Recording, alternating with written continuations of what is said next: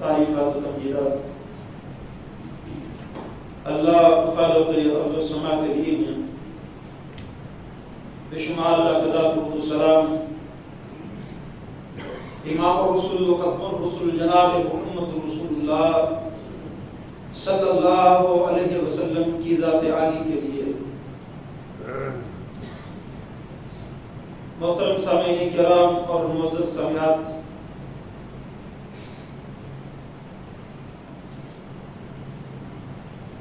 عنوان تو دیا تھا کہ چھوٹی چھوٹی نیکیوں پر بڑی جزائیں اللہ کیسے دیتا ہے، لیکن کچھ دوستوں کے استفسار پر کہ آپ عمر فاروق کی شہادت کیوں نہیں بیان کرنا چاہتے، کوئی مجبوری ہے؟ میں نے کہا مجبوری تو نہیں، تو انہوں نے کہا جی عمر فاروق کی شہادت کا تذکرہ ضرور کریں، تو انشاءاللہ آج تذکرہ کریں گے، اور دیا گیا جو عنوان ہے انشاءاللہ اس کو اگلے خطبے پر چھوڑ دیتے ہیں۔ نبی کریم صلی اللہ علیہ وسلم احد پہاڑ پر کھڑے، حضرت انس رضی اللہ تعالیٰ عنہ بیان فرماتے ہیں کہ آپ احد پہاڑ پر کھڑے ہیں، پہاڑ نے جنبش کی، اس نے ہلنا شروع کر دیا، نبی کریم صلی اللہ علیہ وسلم نے اپنا پاؤں مارا، احد سے مخاطب ہوئے کہ اے احد ٹھہر جا، تیرے اوپر ایک نبی، ایک صدیق اور 2 شہید کھڑے ابھی زندہ ہیں، زبان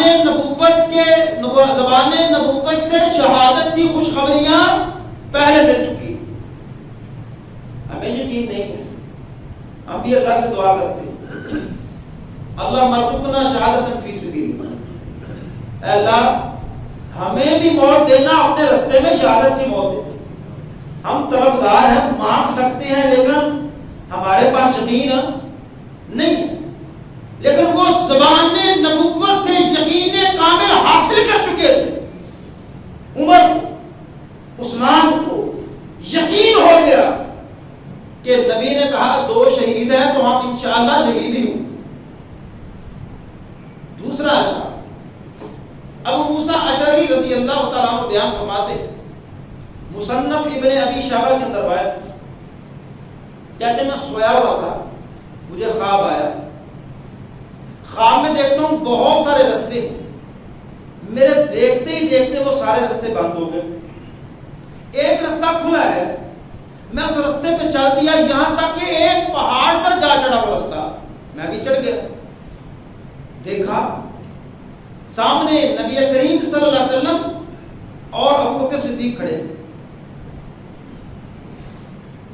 اور دیکھتا ہوں کہ کچھ فاصلے پہ دور عمر فاروق کھڑے ہیں اور آپ کے دونوں ساتھی آپ کو بلا رہے ہیں، دونوں ساتھی بلا رہے ہیں۔ میں نے خواب بیان کیا، راوی حدیث کہتے ہیں ہم نے کہا ابو موسیٰ سے کہ لکھ بھیجو عمر فاروق سے کہ تمہاری موت کا وقت قریب ہے۔ خواب دیکھا نا ابو موسیٰ نے کہ وہ جو ساتھی دنیا سے جا چکے، نبی کریم دار فانی سے کوچ فرما چکے، ابو بکر صدیق دار فانی سے کوچ فرما چکے، وہ دونوں کھڑے عمر کو بلا رہے ہیں کہ آ جاؤ۔ تو راوی کہتے ہیں ہم نے کہا ابو موسیٰ سے کہ لکھ بھیجو عمر فاروق کو کہ تمہاری موت کا وقت قریب ہے۔ ابو موسیٰ کہتے ہیں کہ میں امیر المومنین کو یہ نہیں لکھ کے بھیج سکتا کہ تمہاری موت کا وقت قریب ہے، میں پریشانی والی خبر کیوں؟ اسی طرح عمر فاروق رضی اللہ عنہ کو بھی خواب آیا، ایک روایت کے اندر آتا ہے کہ ایک سرخ رنگ کا مرغ ہے، اس نے مجھے 1 یا 2 ٹھونگے ماری ہیں، اور ایک روایت کے اندر میں نے خواب میں دیکھا کہ ایک مرغ نے مجھے 3 ٹھونگے ماری ہیں، اور پھر خود ہی تعبیر بیان فرما دی عمر فاروق رضی اللہ تعالیٰ عنہ نے کہ میری خاک کی تعبیر میری موت ہے، کیا میں دنیا سے جانے والا ہوں۔ صحیح بخاری کے اندر، صحیح مسلم میں، مستدرک حاکم میں، مصنف ابن ابی شیبہ میں اور الطبقات لابن سعد، ان تمام کتب کے اندر عمر فاروق رضی اللہ تعالیٰ عنہ کی شہادت کا واقعہ بھی تفصیل موجود ہے۔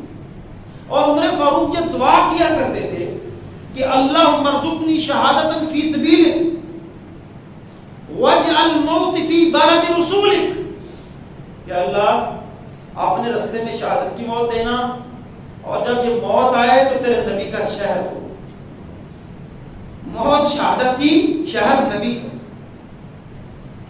بیٹی نے پوچھ لیا، ام المومنین حضرت حفصہ رضی اللہ تعالی عنہا جو بیٹی تھی عمر فاروق کی، بیوی تھی رسول اللہ صلی اللہ علیہ وسلم کی، ابا جان یہ کیسے ہو سکتا ہے کہ شہادت بھی ملے اور شہر بھی نبی کا ہو، آپ کو کیسے پتا، یہ کیسے ہوگا؟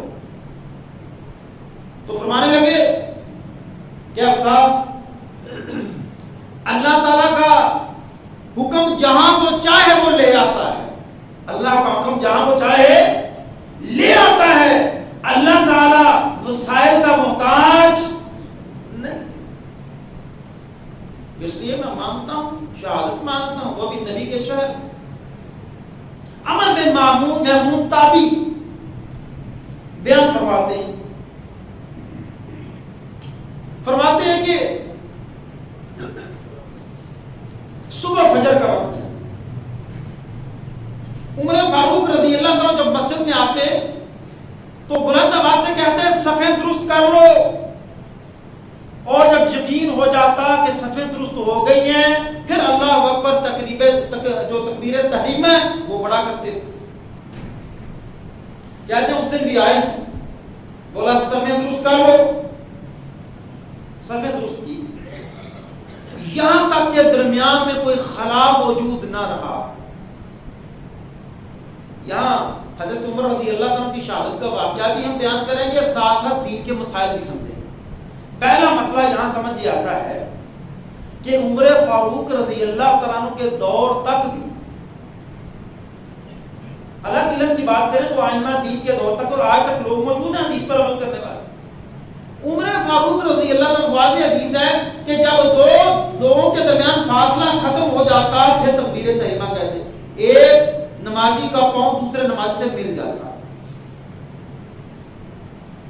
کہتے ہیں تکبیر تحریمہ ہوئی، نماز کھڑی ہو گئی، تو میں پیچھے کھڑا تھا، میرے اور حضرت عمر رضی اللہ عنہ کے درمیان عبداللہ ابن عباس، یعنی میں بڑا قریب کھڑا تھا کہ اچانک ایک شخص آیا اور آپ پہ حملہ آور ہو گیا نماز کی حالت،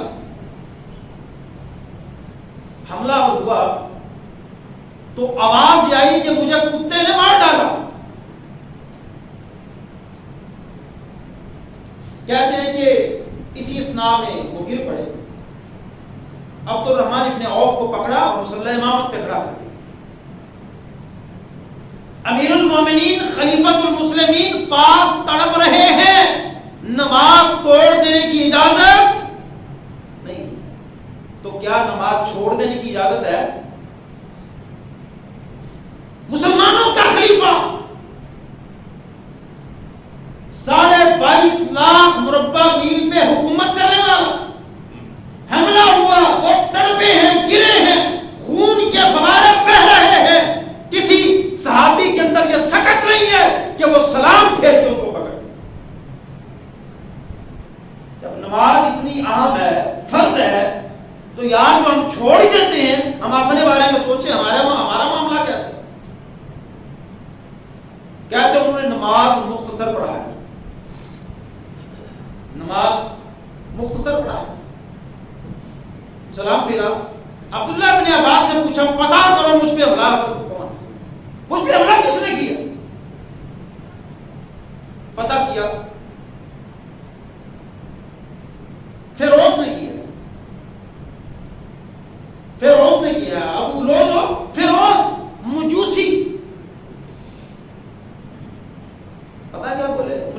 رضی اللہ تعالیٰ عنہ کہ میں نے اس کا بھلا کیا تھا، میں نے کوئی بری بات تو نہیں کہی تھی.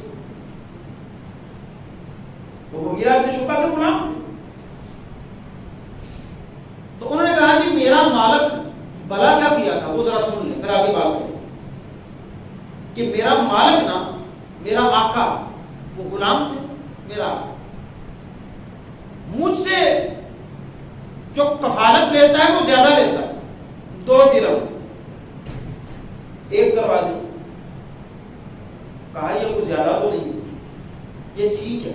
یہ لوہار تھا، چکیاں بنایا کرتا تھا، اور بعض تاریخی روایات کے اندر الفاظ موجود ہیں. عمر فاروق نے بھی کہا تھا اس معاملے کے بعد کہ 1 چکی مجھے بھی بنا دینا، 1 چکی مجھے بھی بنا دینا. تو پتہ کیا بولا تھا؟ ایسی چکی بنا کے دوں گا جس کی کوک اور آواز پورا زمانہ سنے. کس طرف اشارہ تھا؟ قتل کرنے کی طرف. یہ ایسی تو میں چکی بنا کے دوں گا اس کی کوک اور آواز سارا زمانہ سنے. بولا میں نے بھلا کیا تھا اس کا کہ کوئی یہ معاوضہ جو تم دیتے ہو اپنے مالک کو زیادہ نہیں ہے. پھر اللہ کا شکر ادا کیا، اے اللہ تیرا شکر ہے کہ مجھ پہ حملہ کرنے والا کوئی مسلمان نہیں. کیوں؟ فتنے جنم لے چکے تھے اور عمر کے انتظامی امور سے، رعب اور دبدبے سے وہ بے ایمان جو اسلام کی صفوں میں رخنا ڈالنا چاہتے تھے، عمر کے اس دبدبے سختی کی وجہ سے وہ دبے. اللہ تعالیٰ شکر ہے کہ مجھ پہ حملہ آور کوئی مدعی اسلام نہیں، کافر ہے، مجوسی ہے. تو ساتھ عبداللہ ابن عباس سے پتہ کیا فرمایا؟ کہا تو اور تیرا باپ پسند کرتے تھے کہ غلام ہونے چاہیے. میں کہتا تھا کہ شام، مصر اور عراق، شام اور مصر میں نصرانی تھے، عراق میں مجوسی تھے. تو میں چاہتا تھا کہ یہ شامی، مصری اور عراقی غلام مدینے کے اندر نہیں ہونے چاہیے. تیرے باپ کو بڑا شوق تھا. عبداللہ ابن عباس کہنے لگے حکم ہو سب کو تہے دیکھ کر دیں، سب کو قتل کر دیں. عمر فاروق کہنے لگے اب قتل کیوں کرو گے؟ اب تو انہوں نے لا الہ الا اللہ پڑھ لیا، اب تو تمہارے قبلے کی طرف منہ کر کے نمازیں پڑھتے ہیں، اب قتل کیوں کرو گے؟ یہاں تک کہ عمر فاروق رضی اللہ تعالیٰ عنہ کو گھر لے جایا. اور ایک راوی بیان فرماتے ہیں کہ میں نے دیکھا جب یہ گھر پہنچے تو ان کے پیٹ جہاں خنجر لگے تھے، جہاں خنجر لگے تھے وہاں سیاہ امامے کے ساتھ ان کے پیٹ کو باندھا گیا تھا تاکہ خون زیادہ ضائع نہ ہو. طبیب کو بلایا گیا، دودھ پلایا گیا، دودھ جہاں خنجر لگے تھے زیر ناف وہاں سے دودھ بہ گیا. نبیز دی گئی، نبیز بھی بہ گئی کہ جسم کو طاقت مل جائے. لوگ پریشان ہیں. عمر بن معمون فرماتے ہیں کہ اس دن صحابہ اتنے پریشان تھے جب پتہ چل گیا کہ یہ جانور نہیں ہو سکیں گے، یہ زخم بھرنے والا نہیں ہے. اتنے پریشان کہ جیسے صحابہ کو اپنی زندگیوں میں اس سے پہلے کوئی اس طرح کی پریشانی آئی نہیں. اتنا پریشانی دیکھا صحابہ. اور یہ وہ دروازہ تھا کہ جس دروازے کی وجہ سے فتنے رکے ہوئے تھے، یہ دروازہ کھلنے والا ہے تو فتنے اسلام کے اندر داخل. لوگ آ رہے ہیں تیمارداری کے لیے، پتہ کرنے کے لیے. یہاں تک کہ ایک شخص آیا، کہا امیر المومنین آپ کے لیے خوشخبری ہے، اللہ کی رضا کہ آپ نے وقت گزارا تو خوب، نبی کا زمانہ پایا تو عمدہ پایا. نبی آپ سے خوش تھے، خلافت کا زمانہ پایا تو آپ نے عدل کیا، تب بھی لوگ آپ سے خوش تھے. اب جا رہے ہیں تو اللہ کے مہمان ہیں، جنتوں والے. پتہ کیا فرمایا تھا عمر فاروق نے؟ یہ کون ہے کہ جن کی زندگی کے اندر نبی کریم کو معراج ہوا، معراج کے بعد واپس آئے اور بتایا عمر جنت کے اندر میں نے تیرا محل دیکھا ہے، گارنٹیاں مل چکی، خوف خدا کتنا ہے، جو تیمارداری کرنے آیا وہ تعریفوں کے پل باندھ رہا ہے، اور واقعی آپ اس قابل تھے، لیکن کہا بات کرنے والے سنو، میری ان خدمات پر جو میں نے عدل کیا، جو میں نے زندگی گزاری، نہ اللہ مجھے اس کا کوئی ثواب دے اور نہ مجھے لائن پہ پکڑے اور برابر برابر معاملہ چھوٹ جائے، عمر تب بھی سمجھے گا کہ عمر کامیاب ہے۔ عبداللہ ابن عباس رضی اللہ تعالیٰ نے بھی یہ بات کی کہ آپ نے نبی کا زمانہ پایا تو عمدہ پایا، ساتھ دیا تو خوب نبھایا، ابو بکر کا ساتھ پایا تو خوب نبھایا، وہ آپ سے خوش تھے، آپ ان سے خوش تھے، خلافت کا زمانہ پایا، آپ نے انصاف کیا، اور جب نبی علیہ السلام دنیا میں چلے گئے، ابو بکر بھی چلے گئے، آپ کی خلافت کی باری آئی تو دو بندوں نے بھی آپ کی خلافت میں اختلاف نہیں کیا تھا، گویا انتہائی عمدہ زندگی آپ نے گزاری۔ عبداللہ ابن عباس سے پتا کیا فرمانے لگے، کہنے لگے کہ اگر یہ ساری دنیا کا سونا اور چاندی میرے پاس آ جائے، رب سے ڈرنے والے کتنے، ساری دنیا کا سونا اور چاندی میرے پاس ہو، وہ میں قیامت کی ہول ناکیوں سے بچنے کے لیے فدیے میں دے دوں، فدیے میں دے دوں، میں قیامت کی ہول ناکیوں سے بچ جاؤں، میں پھر بھی سمجھتا ہوں کہ عمر کامیاب ہے۔ لیکن اگر عمر کو اللہ نے معاف نہ کیا، ایک دوسری روایت کے الفاظ ہیں، ایک دوسری جس میں حضرت عثمان بتاتے ہیں کہ میں سب سے آخر میں گیا تھا، سب سے آخر میں، تو جب میں نے کیا دیکھا کہ عبداللہ ابن عمر نے اپنے باپ کا سر اپنی گود میں رکھا ہے، اور کہاں بیٹھے ہیں عبداللہ بن عمر؟ زمین پر، باپ کا سر گود میں، اور عمر فرما رہے ہیں عبداللہ میرا سر زمین پہ رکھ دو، میرا سر کہاں رکھو؟ زمین پہ رکھ دو۔ بیٹا بولا ابا جان میری ٹانگ اور زمین میں کوئی فرق ہے؟ وہ فرق ہے؟ کہا میرے سر کو زمین پہ رکھ دو، اور بولا ساتھ کیا کہہ رہے تھے کہ اگر اللہ نے عمر کو معاف نہ کیا تو عمر کے لیے اور اس کی ماں کے لیے، دونوں کے لیے ہلاکت ہے، اگر اللہ نے معاف نہ کیا۔ کہتے ہیں یہ ان کے آخری الفاظ تھے کہ روح پرواز کر گئی، یہ آخری الفاظ، موت کے وقت آخرت کی تیاری، زندگی بھر آخرت کی تیاری کی ہے، لیکن موت کے وقت بھی تیاری بھولے نہیں ہے، لوگوں کو نصیحتیں کرتے رہے، وہ جو پہلے آیا تھا نا تیمارداری کرنے، واپس چلا گیا نا، کہا اس کو بلاؤ، واپس بلاؤ، واپس آیا، بولے یبن اخی، اے میرے بھتیجے، ارفع ازارک، اے تیرا نا پجامہ پینٹ اے ٹخنوں سے نیچے ہے، ٹخنوں سے نیچے ہے۔ یہ کس حالت میں کہہ رہے ہیں؟ خنجر لگے ہیں، جان کنی کا عالم ہے، خنجر لگے ہیں، جان کنی کا عالم ہے، ارفع ازارک، یہ اپنا کپڑا درن ٹخنوں سے اوپر کر لے، فَإِنَّهُ أَنْقَى لِثَوْبِكَ وَأَتْقَى لِرَبِّكَ، یہ تیرے کپڑے کی عمر بڑھا دے گا، تیرا رب بھی تجھ سے راضی ہو جائے گا۔ ہم نے تو معمولی مسئلہ سمجھا، اگر معمولی ہوتا تو عمر فاروق جان کنی کے عالم کے اندر یہ مسئلہ بیان نہ فرماتے۔ نوجوانوں ہمیں پرواہ نہیں ہے، ہم مسجد میں ہیں، بازار میں ہیں، مارکیٹ میں، اور یاد رکھیں اس مسئلے کو، یہ ٹخنوں سے کپڑا اوپر کرنا صرف نماز کا حصہ نہیں ہے، کہیں نہیں لکھا ہوا کہ نماز کے وقت ٹخنوں سے کپڑا اوپر، کہیں نہیں، یہ مسئلہ مسلمان کے لباس کا ہے۔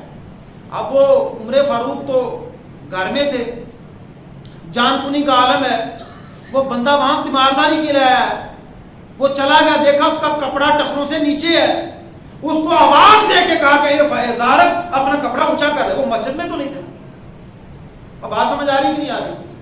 وہ مسجد میں نہیں تھے، لیکن دکھ کی بات ہے ہماری بیٹیوں کے کپڑے، شلواریں، ان کی پینٹیں، ان کی پتلونیں، وہ ماشاءاللہ نصف پنڈلی تک ہے. مرد عورتیں بنی ہوئی ہیں اور عورتیں مرد بنی ہوئی. حالانکہ حکم کس کے لیے ہے؟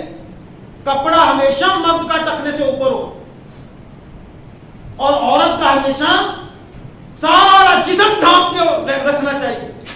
آپ دیکھ رہے ہیں بازاروں کے اندر، آپ تو مجھ سے زیادہ بازار جاتے ہو، کہ عورتوں کے ٹخنے ننگے ہیں اور مردوں کی آدھی آدھی پینٹیں شوز کے نیچے آ کے پھٹ چکی ہیں لیکن اوپر کرنے کے لیے تیار نہیں.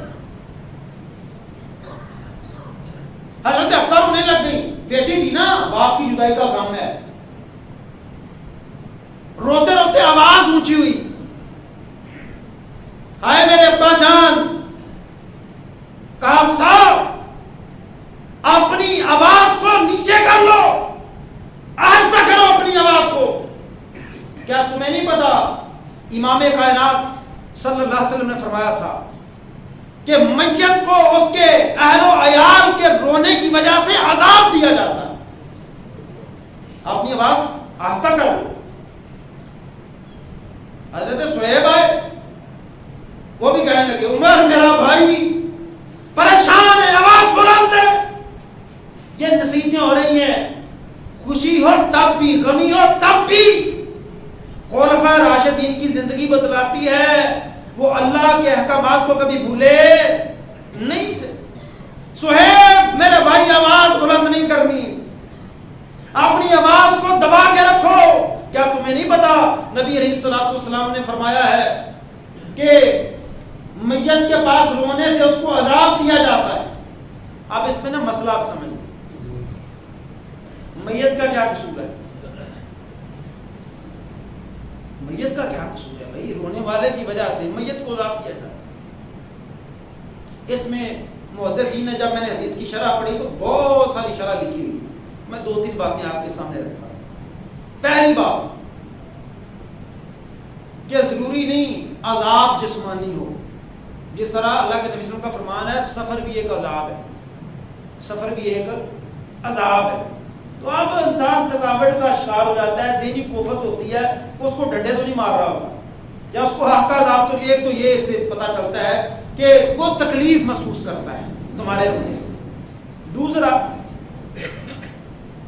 اگر اس کے سامنے آہو بکا ہوتا ہے اور یہ روکتا نہیں ہے، یا اس کی زندگی کے اندر بھی میت پہ نوحہ ہوتا تھا اور اس نے روکا نہیں ہے، اب اس کے مرنے پر جو یہ چیخو پکار ہو رہی ہے اس کا پھر عذاب دیا جائے گا.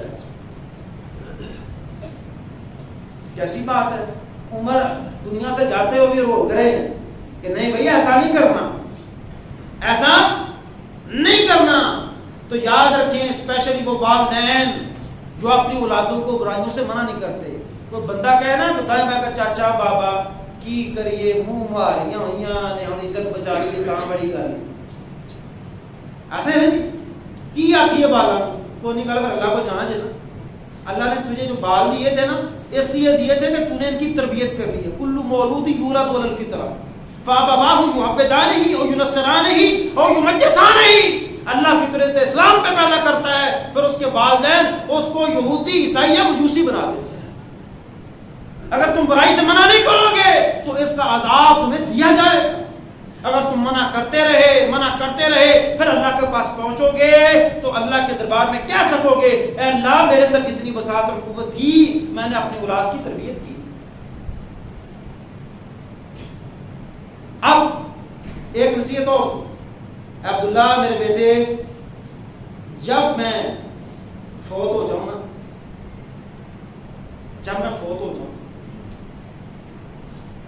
تو امی عائشہ کے پاس جانا، بلکہ ابھی حیات کے اندر ایک دفعہ بھی ابھی زندہ ہے، ابھی شہید نہیں ہوئے. کہا امی عائشہ کے پاس جانا اور کہنا کہ عمر اپنے دونوں ساتھیوں کے ساتھ جگہ مانگتا ہے. ادھر نبی علیہ الصلوۃ والسلام کی قبر ہے، ساتھ ابوبکر صدیق کی اور ساتھ امی عائشہ فرماتی ہیں میں نے اپنے باپ کے ساتھ اپنی جگہ رکھی. عمر سے پہلے جس صحابی نے بھی اجازت مانگی روایات کے اندر ملتا ہے اور بھی صحابہ اجازت مانگتے رہے ہیں امی عائشہ سے کہ ہمیں ان کا ساتھ نصیب ہو جائے. امی عائشہ نے کسی کو اجازت نہیں دی ہے. اور عبداللہ یہ نہ جا کے کہنا امیر المومنین، نہیں، میں ذاتی حیثیت سے سوال کرتا ہوں عائشہ سے، امی عائشہ سے ذاتی حیثیت سے سوال کرتا ہوں، بطور خلیفہ نہیں. کہنا عمر بن خطاب کہتا ہے کہ مجھے جگہ مل سکتی ہے نبی کے قدموں. عائشہ کہتی ہیں کہ عبداللہ اس سے پہلے میں نے کسی کو اجازت نہیں دی، لیکن عمر کو میں اپنے اوپر ترجیح دیتی ہوں. عمر سے کہنا کہ عائشہ نے اجازت دے دی.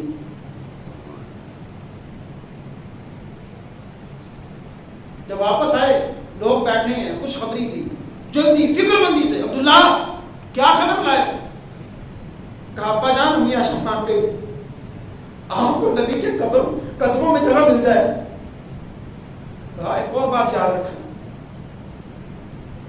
جب میں شہید ہو جاؤں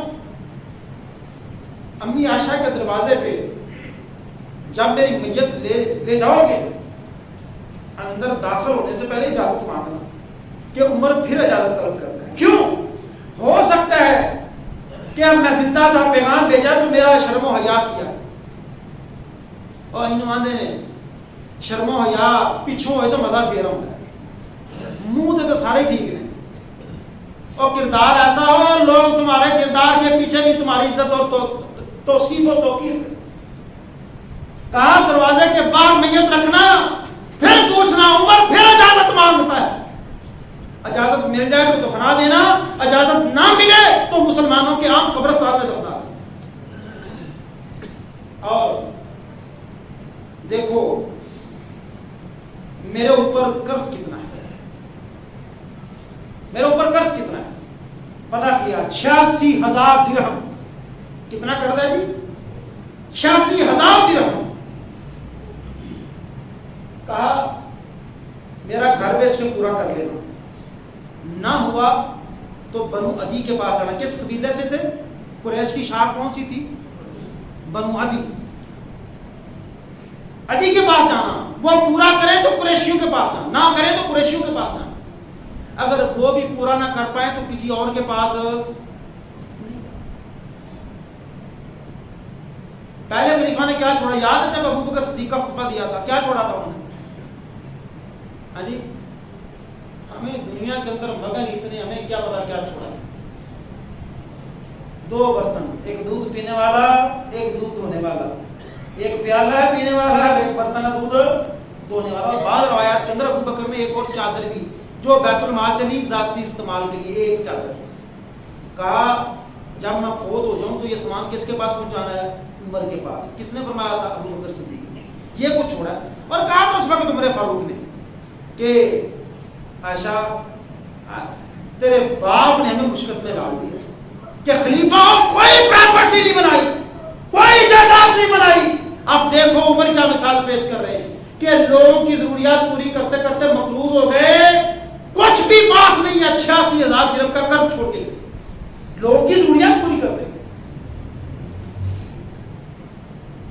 اور جب میت ابھی گھر میں تھی نا تو عبداللہ ابن عباس فرماتے ہیں میت کے گرد کھڑے لوگ دعائیں مغفرت کر رہے تھے.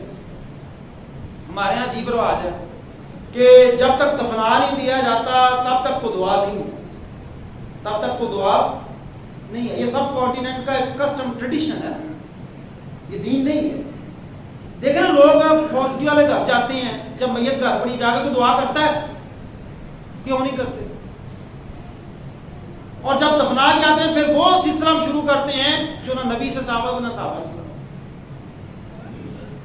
لوگ کھڑے ہیں چارپائی کے گرد تو دعائیں مغفرت فرما رہے، تو کہتے ہیں میرے کندھے پہ کسی نے ہاتھ رکھا، میں نے دیکھا تو علی المرتضیٰ رضی اللہ تعالیٰ. حضرت عمر سے مخاطب ہو کے کیا فرماتے ہیں کہ عمر نے اپنے پیچھے کو ایسا بندے نہیں چھوڑا کہ جس کو دیکھ کے علی عمل کرے اور اللہ کے پاس کامیاب ہو جائے. کوئی بندہ ہی نہیں چھوڑا. علی کس کو دیکھ کے اب زندگی گزارے گا؟ اور میں نبی کی زبان سے اکثر سنا کرتا تھا کہ میں ابو بکر عمر گئے، میں ابو بکر اور عمر داخل ہوئے، میں ابو بکر اور عمر نکلے، اور آج اللہ تعالیٰ نے عمر تجھے انہی کا ساتھ نصیب کر دیا ہے۔ عائشہ نے اجازت دی، نبی کے قدموں میں جگہ ملی۔ نبی گئے عمر 63 سال، ابو بکر گئے عمر 63 سال، عمر دنیا سے گئے عمر 63 سال۔ اللہ جنت کے اندر بھی اکٹھا کرے گا، دنیا میں بھی اکٹھے تھے، آخرت کے اندر بھی اکٹھے ہیں۔ میرے بھائیو، یہ رول ماڈل انسان، رول ماڈل انسان جس کے انتظامی امور، جس کی ذاتی زندگی، جس کی آئینی زندگی، جس کے خلافت کا زمانہ ایک ایک چیز مثالی۔ اس لیے رسول اللہ صلی اللہ علیہ وسلم فرمایا کرتے تھے اقتدوا بالذین من بعد ابی بکر و عمر، لوگوں میرے بعد میرے عمل سے، میرے کردار سے، میری سیرت سے کوئی مسئلہ نیا درپیش آ جائے، نہ ملے ابو بکر کی ماننا، عمر کی ماننا، ان کی اقتدا کرنا، تم کامیاب ہو جاؤ گے۔ اللہ سمجھ کے بل کی دعا۔ الحمدللہ نحمده ونستعینه ونستغفره ونعوذ بالله من شرور انفسنا ومن سيئات اعمالنا، من يهده الله فلا مضل له ومن يضلل فلا هادي له، واشهد ان لا اله الا الله وحده لا شريك له، واشهد ان محمدا عبده ورسوله، اما بعد فان خير الحديث كتاب الله، وخير الهدي هدي محمد صلى الله عليه وسلم، وشر الامور محدثاتها، وكل محدثة بدعة، وكل بدعة ضلالة، وكل ضلالة في النار۔ ایک بھائی نے سوال پوچھا ہے کہ میاں بیوی کے رشتے پر تھوڑا سا اسلام کی روشنی میں بیان کر دیں کہ یہ بھی بیان کر دیں کہ ماں کے علاوہ بہن اور بھائی،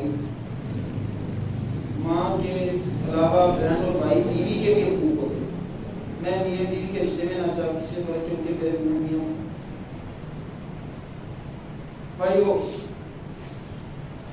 رستے میں آ رہے تھے تو بھائی کے ساتھ یہ بات ہو رہی تھی کہ کوئی رشتہ دوسرے رشتے کی جگہ نہیں لے سکتا،